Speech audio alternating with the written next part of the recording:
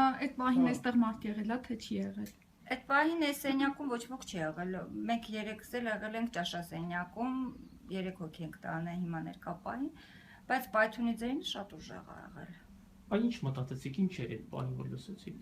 Դե անկեղծ ասած ուժեղ պայթյուն էր, ասենք ինչ որ մի բան է տրակվեց, ինչ եղավ, դուրս եկանք բալկոնը, տեսանք որ ինչ որ ծուխա,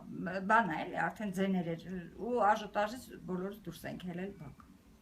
Հասկացա։ Այն քանի պայթյուն լսվեց, կոնկրետ որ ժամներ։ Ժամը 10 չկար դեռ, 10-ին 10 պակասին անցկեսից հետո էլի 10-ին 10 պակաս այդ ժամերին։ Քանի պայթյուն լսվեց։ Դե տենց մի անգամից արդեն մենք հեռուստացույց էինք նայում, մի ձեն ենք, տենց երկուսեր, ասում են բայց մի հատ գմփոցից արդեն մենք ընկանք։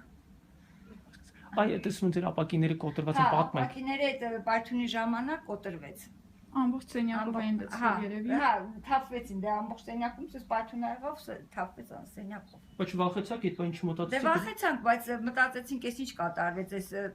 ինչ էր, բայց թե Հավատում եք, որ կարող է սա տերորիստական ակտ դե լինել։ բնականաբար հավատում եմ։ Շատ լավ, իշենքի բնակիչները կողքից, որ տեսնում եք, խոսում են, ինչ են Դե ասում։ բոլորն էլ խոճապ, միշտ բոլորն էլ շատ նեղված էին, շատ հուզված։